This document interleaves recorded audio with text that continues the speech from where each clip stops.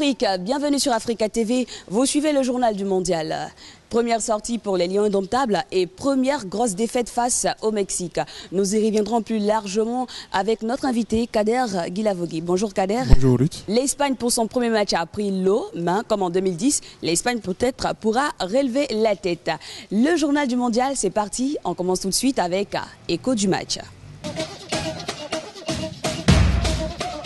Merci chers téléspectateurs de rester toujours connectés sur Africa TV. Kader, première sortie du Cameroun et déjà vers la porte de sortie. Écoutez Ruth, déception. D'abord au niveau du résultat, déception aussi au niveau du contenu du jeu. Vous savez, il n'est jamais aisé de commencer une compétition, surtout comme la Coupe du Monde, par une défaite. Surtout que le Cameroun avait, j'allais dire, un calendrier favorable. Elle n'est pas là, cette équipe du Cameroun n'est pas tombée d'entrée sur le pays organisateur qui est le Brésil. Elle avait donc le Mexique et la Croatie comme adversaire avant de tomber sur le Brésil. À mon avis, le Cameroun a très mal géré, n'est-ce pas, ce calendrier-là en perdant d'entrée face au Mexique. Dessus aussi dans le contenu du jeu, parce que j'allais dire, rien n'a fonctionné hier face au Mexique. Une équipe défensivement à la rue, je suis désolé, mais bon, c'est le mot.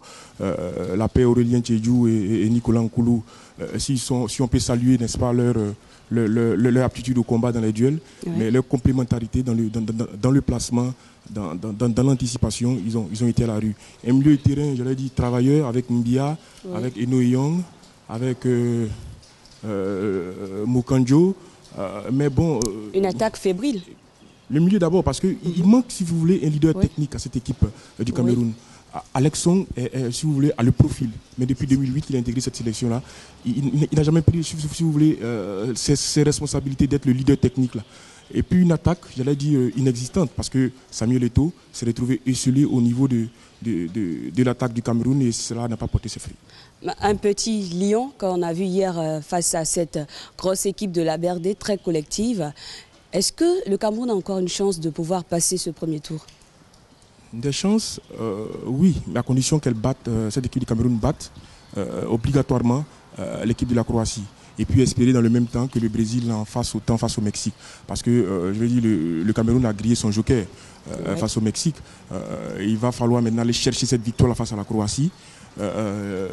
Et puis, comme je l'ai dit, espérer que le Brésil batte le Mexique pour remettre tout à plat et puis aller faire un très très gros match face au pays organisateur lors du troisième match, c'est-à-dire battre le Brésil, ou si vous voulez sentir avec un match nul. Mais ce que le Cameroun ne doit pas faire, oui, c'est de faire tout autre résultat qu'une victoire face à la Croatie. Même un match nul viendrait compliquer ses chances d'avantage. Est-ce que ce Brésil qu'on a vu face à la Croatie, est-ce que ce Brésil est prenable? D'abord, est-ce que cette Croatie est prenable d'abord? Parce qu'on a vu de très bons joueurs avec la Croatie. Est-ce que les chances du Cameroun n'ont pas été déjà utilisées? Non, les chances existent. C'est vrai qu'elles se sont améliorées avec cette défaite face au Mexique, mais elles existent. Je veux dire, il faudra tirer les leçons de cet échec face au Mexique. C'est-à-dire ne pas avoir ce comportement attentiste, ne pas rester sur ses bases arrière et puis essayer de jouer dans les 15 dernières minutes. Il faudra aller chercher cette équipe de Croatie là. Le Cameroun l'a démontré qu'elle pouvait faire du jeu. Malheureusement, c'est intervenu sur le tard. Volker Finke, le sélectionneur du Cameroun, devra revoir ses plans parce que j'avoue que je n'ai pas très bien compris l'utilisation de Choupo-Moting, oui, et de Moukandjo sur les côtés qui ont, si vous voulez, abandonné Eto'o aux tâches offensives, qui s'y étaient muselés en 3 défenseurs du Mexique. J'avoue que je n'ai pas très bien compris le repositionnement, même s'ils ont été, je vais dire, défensivement présents, offensivement ils n'ont rien apporté. Alors il faudra revoir la machine. Et puis, je vais dire, il y a un garçon comme Vincent Aboubakar qui est sur le banc de touche, qui pour moi est la paire idéale pour Samuel Eto'o en attaque. Je ne comprends pas pourquoi... Vincent Aboubakar qui a fait une très bonne saison avec son club. Absolument, absolument, et qui est en confiance. Je pense que le Cameroun a besoin, n'est-ce pas, de cette jeunesse-là, pour mettre un peu de folie en attaque. Ouais. Ce matin, la presse camerounaise se demande où est passé ce Cameroun qui a tenu tête à la grande Allemagne lors des matchs amicaux. Et le site Camfoot le dit, les Lions sont devenus domptables. Oui, je vais dire, la colère des Camerounais tout à fait, elle est logique. Hein, je vais dire, quand on prend les 2 matchs amicaux dont vous faites allusion face à l'Allemagne et à la Moldavie, on avait des espoirs, mais ces espoirs-là se sont très vite envolés. Très vite envolés à l'entame du match. Je l'ai dit, le Cameroun a fait ce qu'il ne fallait pas faire. Je l'ai dit, elle est restée recroquevillée sur ses bases. Elle a laissé le Mexique avoir la même mise sur le jeu. Elle a laissé le Mexique développer son jeu. Elle a essayé de réagir, mais bon, de façon désordonnée. Il y a manqué beaucoup de choses, beaucoup de liens entre, si vous voulez, le milieu de terrain camerounais et les attaquants qui ont été très peu servis. Je reviens encore pour dire que Alex Song doit prendre ses responsabilités. Il doit être le leader technique de cette équipe-là. C'est lui qui doit poser le pied sur le ballon, imprimer le rythme, imposer, si vous voulez, le tempo, et puis être capable de faire cette dernière passe-là.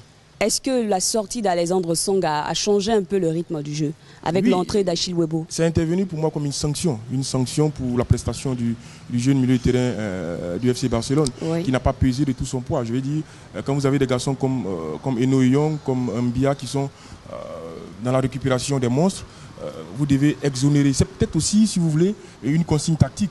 Je pense qu'Alexandre Song doit être exonéré des tâches défensives, le libérer pour qu'il puisse, n'est-ce pas, avoir si vous voulez, son emprise sur cette équipe. Autant Samuel Eto'o est le leader, je vais dire naturel de cette équipe-là, lui il doit devenir le leader technique de cette équipe du Cameroun. Un leader, en tout cas, il y avait un sur la pelouse de Natal, c'était bien le Mexique, avec ses 15 participations. Le Mexique vise, son objectif, c'est de passer encore les quarts de finale après l'épisode 70 et 86. Mais la grosse surprise d'hier soir, c'était la défaite historique, on va dire, après celle de la Coupe des Confédérations de l'Espagne. Oui, il nous défait. Je crois que très peu de personnes auraient parié sur un score assez lourd.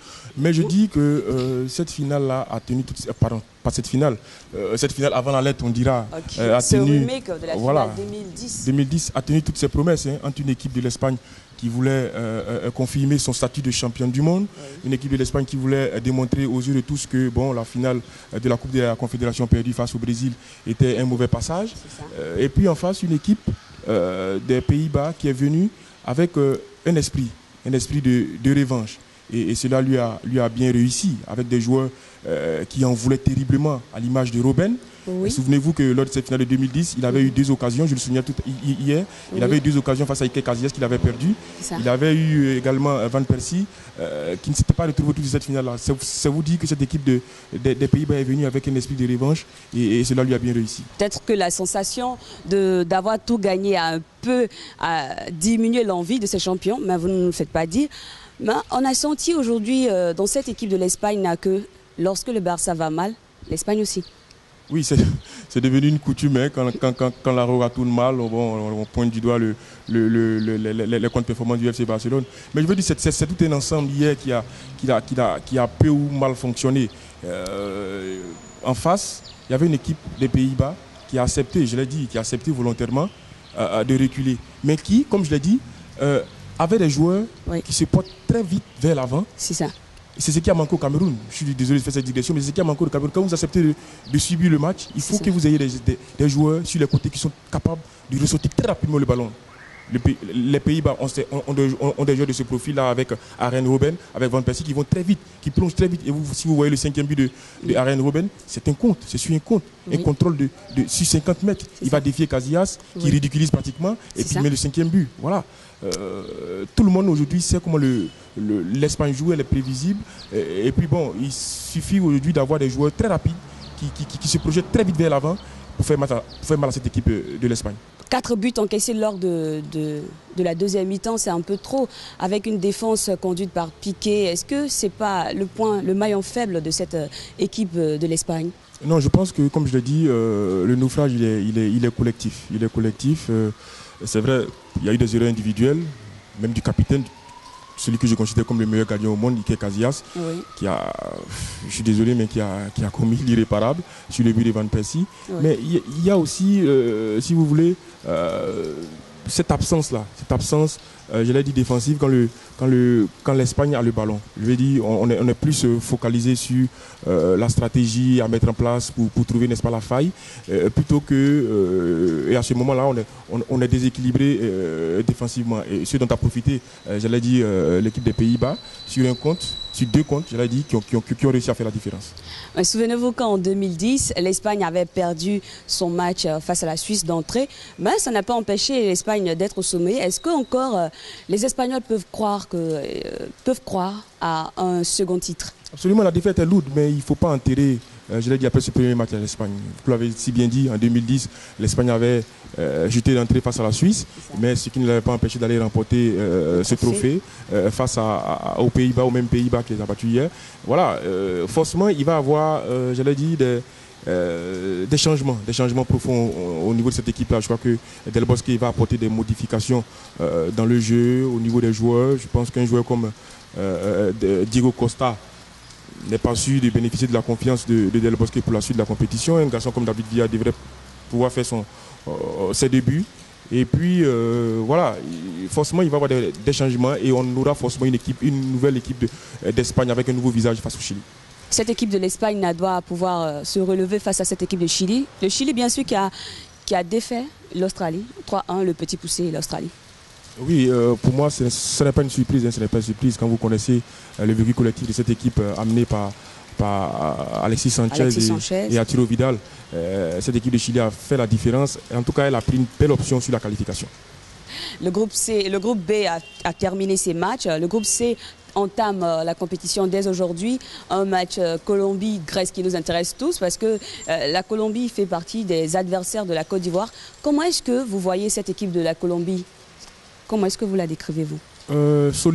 Solide, avec un projet de jeu certain. On a plus ou moins, si vous voulez, décrire l'absence d'un garçon comme Radamel Falcao blessé.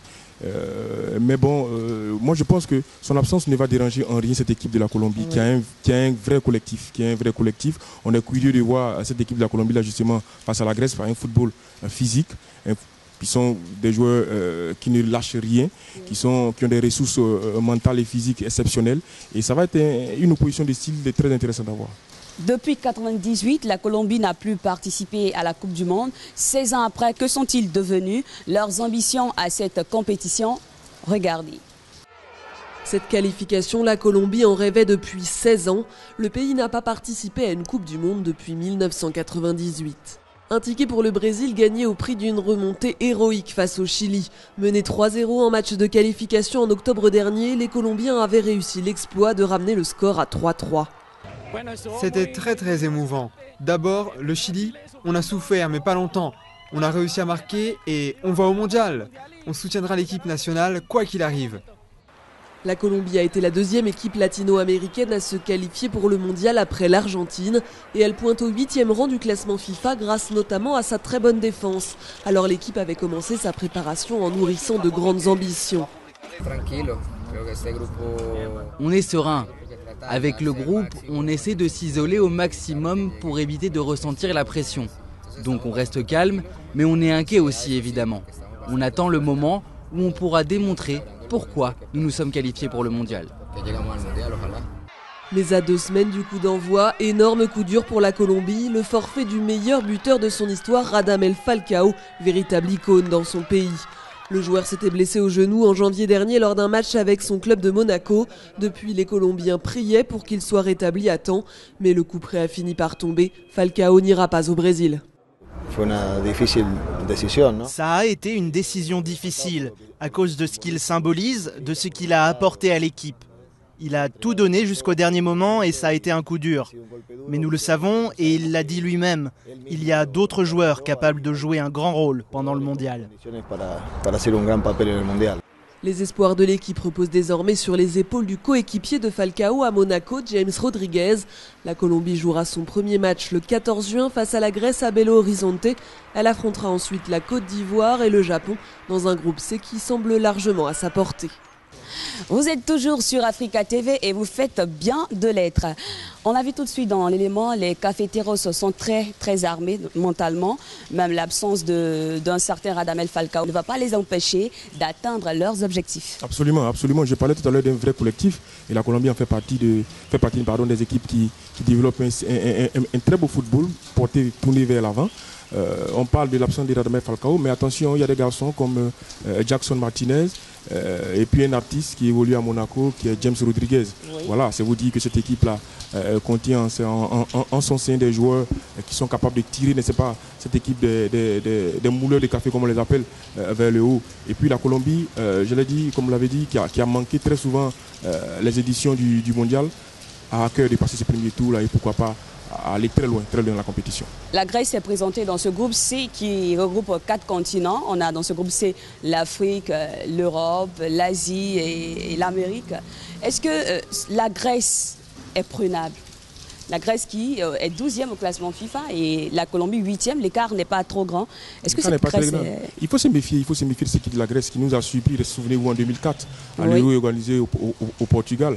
Elle avait battu d'entrée le pays organisateur et battu le même pays organisateur en finale avec une équipe, j'allais dire, tactiquement bien en place, conduit par un technicien allemand, Otto Rehhagel. On avait décrié, si vous voulez, à l'époque, son système trop défensif. Mais la Grèce est restée sur cette option-là. Et puis, elle a des joueurs comme Karagonis qui sont toujours là, qui sont, si vous voulez, des leaders naturels de cette équipe-là, pour pousser à bout des jeunes comme Mitroglou, qui pour moi risque d'être la véritable star de cette équipe de Grèce. On l'a appris depuis hier, une absence de taille dans cette équipe de l'Uruguay. Luis Suarez, finalement, qui ne pourra pas jouer ce premier match. Absolument, c'est une absence de taille, vous l'avez dit. Quand on connaît l'abattage, quand on connaît l'efficacité de ce joueur uruguayen, qui a fait une très belle saison avec Liverpool, qui a échoué d'un poil l'espoir dans la course au titre en Angleterre et il va manquer à mon avis terriblement cette équipe-là. Mais attention, on a des garçons comme Diego Forlán, comme Cavani, qui devant, n'est-ce pas, sont capables de faire le boulot. Et le Costa Rica vraiment devra profiter de cette absence parce qu'au retour de Luis Suarez, les choses vont beaucoup changer par là. Suivez l'annonce de cette triste nouvelle. Hier, Suarez a fait la chose la plus importante qu'il y a à faire pendant un entraînement de football, c'est-à-dire jouer au football et jouer au football avec ses camarades sans inconvénient. Évidemment, pas au niveau d'exigence qu'il pourrait faire dans un match. Cette équipe de l'Uruguay doit faire pour le moment sans son Suarez. Absolument, elle est contrainte. De toute façon, douleur au genou. Je pense que le staff médical va s'atteler à le remettre d'aplomb pour que le buteur, n'est-ce pas, de Liverpool, le buteur du championnat d'Angleterre, revienne très rapidement à la compétition parce que, comme on l'a dit, c'est un joueur important dans cette équipe d'Uruguay. Est-ce que la Côte d'Ivoire va faire sans Yaya Touré? Ça se pourrait bien parce que les nouvelles ne sont pas rassurantes là aussi du côté du milieu de terrain de Manchester City. Vous voyez bien, on parlait de Suarez, Liverpool, Yaya Touré, Manchester City. Ça vous dit que le championnat anglais use, n'est-ce pas, ses pensionnaires et Yaya Touré en fait les frais présentement. Maintenant, que serait la Côte d'Ivoire sans Yaya Touré? C'est la grande question qu'on se pose ici en Côte d'Ivoire. Et puis bon, espérons qu'il ne va pas trop nous manquer sur ce premier match face au Japon. Justement, j'allais vous poser cette question. Que sera la Côte d'Ivoire face au Japon sans Yaya Touré? Quelle équipe Sabri Lamouchi va présenter selon vous? Une équipe qui ne devrait pas s'éloigner du 11 habituel, qui ne devrait pas s'éloigner du 11 habituel avec un 4-3-3 classique. Sauf que cette fois, comme on l'a dit, Yaya Touré va manquer à l'appel. Mais il a le choix. Il a essayé Mars Gradel, le sociétaire de Saint-Etienne, dans l'animation. Il a le choix aussi avec Yakounan Didier, ou tout simplement de mettre un troisième milieu récupérateur en la personne d'Ismaël Diomandé pour épauler Tioté Échec et Sérédier dans l'axe médian. Voilà un peu les possibilités qui s'offrent à Sabri Lamouchi, qui a la possibilité aussi, si vous voulez, d'évoluer en 4-4-2 avec 4 milieux de terrain qui vont jouer des rôles sur les côtés d'ailier et puis 2 attaquants avec certainement Didier Drogba et Salomon Kalou. Cette équipe du Japon, on n'a pas vraiment l'impression de bien la connaître. Est-ce que cette équipe-là ne va pas vraiment surprendre? Est-ce qu'elle ne va pas surprendre? Justement, elle ne va pas surprendre parce qu'on la connaît bien, cette équipe du Japon là. Elle a un jeu similaire à celui du Mexique, avec des joueurs, comme j'ai dit, vifs, de petits gabarits, qui sont très très mobiles. Ça va très vite vers l'avant. Moi, je les ai vus en match amical. Je peux vous assurer que ce sont des joueurs explosifs qui font très peu de passes en arrière, dont le jeu est porté vers l'avant. Alberto Sakeroni, le technicien intérieur de cette équipe du Japon, a donné, si vous voulez, une âme à cette équipe du Japon. Et il faudra se méfier des Blue Samurai. Il faudra vraiment aussi se méfier peut-être d'un certain Didier Drogba qui, lors des matchs amicaux, a vraiment épaté malgré l'âge, les blessures. Vraiment, est-ce que c'est un point fort sur lequel Sabri Lamouchi doit aussi s'appuyer? Absolument, absolument. Vous savez, une équipe de la Côte d'Ivoire sans Didier Drogba, on l'a vu, elle ressemble, elle est fantomatique. Pas qu'on se le cache, elle est fantomatique. Chaque fois qu'il est entré, même en cours de jeu, il a apporté, si vous voulez, son grain de sel. Il est celui-là même qui, non seulement en dehors et sur le terrain, est capable, n'est-ce pas, de rameuter les troupes, de trouver, n'est-ce pas, ses paroles fortes. Même dans le geste sur le terrain, il montre l'exemple. Je veux dire, une Côte d'Ivoire sans Didier Drogba, ce serait inimaginable sur cette Coupe du Monde-là. Est-ce que vous l'avez bien dit, Kader, une Côte d'Ivoire sans Didier Drogba, c'est inimaginable. Un Cameroun sans Eto'o, c'est inimaginable. Mais hier, Eto'o a été transparent, c'est le focus.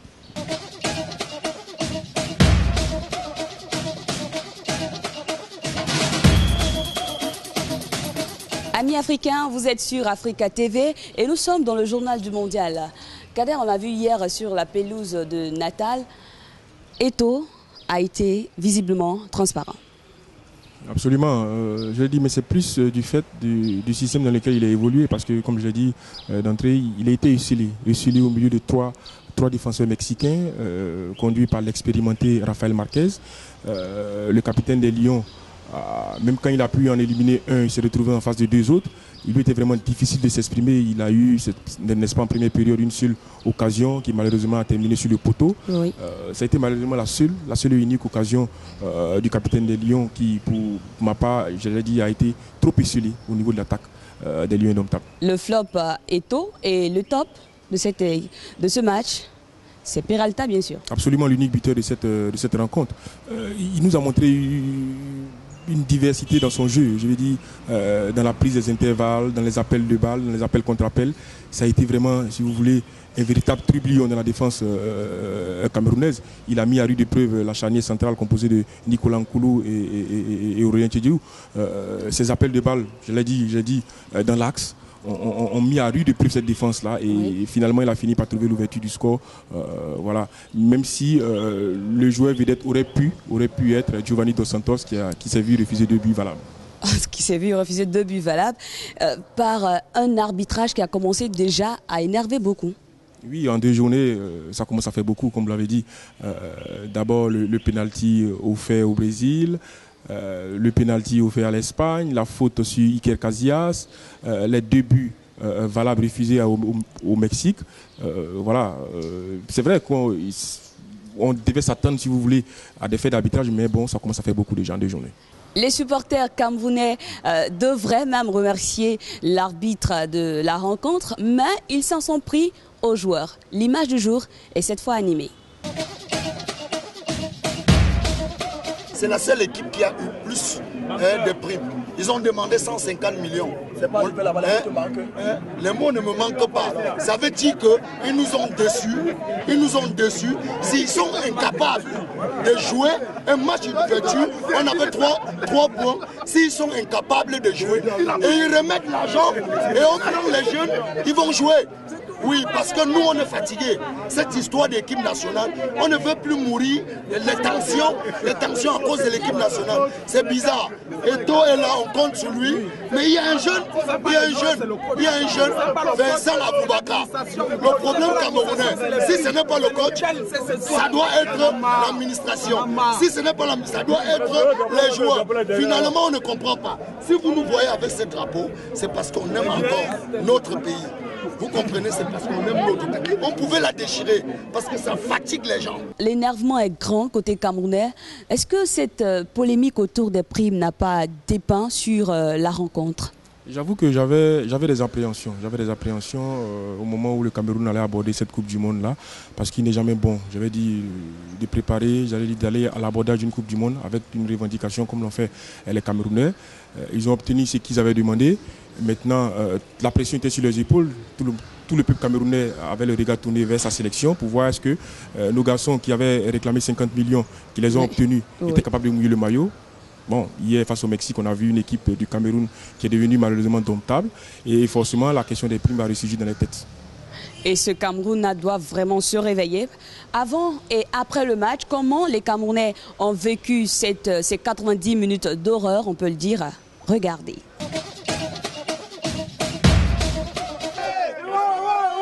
À Noumambo, Mako, riche dans le sud d'Abidjan, capitale économique ivoirienne, le drapeau camerounais fièrement dressé devant les bistrots traduit la mobilisation des supporters camerounais pour cette affiche Mexique-Cameroun. Nous sommes là ce soir pour supporter le Cameroun. Dans tout le monde entier, vous connaissez le Cameroun dans l'histoire du football. Donc en effet, inébranlable, on sait ce qu'il y a, on ne doute pas. Après un quart d'heure de flottement, le Cameroun retrouve ses marques et tient la dragée haute au Mexique. Les deux équipes arrivent à la mi-temps avec un score de parité 0 but partout. Pour cette première période, les supporters sont satisfaits. Très difficilement, nous avons commencé la rencontre, timidement aussi, je veux dire.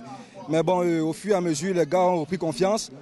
Ensemble, ils ont montré qu'ils avaient un objectif à atteindre. L'arbitrage à l'ouverture de la compétition a échoué.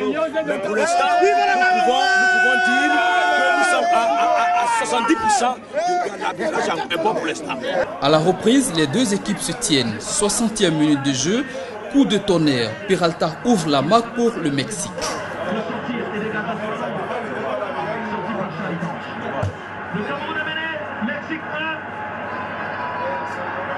Chez les Camerounais d'Anoumambo, c'est le silence total. À ce stade de jeu, les choix de Volker Finke sont mis en cause et même la couleur du maillot. Ça fait environ 32 ans, le jaune ne nous porte jamais bonheur. On a le vert, on a le rouge. Même les Camerounais le savent que le jaune, ça ne porte pas bonheur. Le jaune, c'est une couleur qui apporte la poisse au Cameroun. Au coup de sifflet final, c'est la colère chez les supporters qui voient réduites les chances de qualification des Lions indomptables. On est fatigué, on est fatigué. Il faut que le coach, les Camerounais donnent confiance aux jeunes gars. Vincent Aboubakar, c'est un meilleur buteur. Il est blessé. Il y a d'autres joueurs qui peuvent encore jouer. Pourquoi on va rester toujours avec les mêmes joueurs? La suite de la compétition s'annonce rude pour les Camerounais. Les prochains adversaires se nomment Brésil et Croatie. L'énervement est grand sur les Camerounais, mais il y a encore un brin d'espoir. Oui, absolument. Il faudra pour les Camerounais battre absolument la Croatie et sortir un très gros match face au Brésil lors de la dernière journée. Merci Kader d'être venu sur notre plateau. Merci à vous Africains de nous avoir suivis depuis Yaoundé, Douala. Restez toujours connectés sur Africa TV. Merci à nos partenaires, merci au Temple du Foot, merci à Divastar et à demain pour le débrief des matchs du jour. À très vite. É seu, hoje é tudo nosso. Quando eu chamo o mundo inteiro pra jogar é pra mostrar.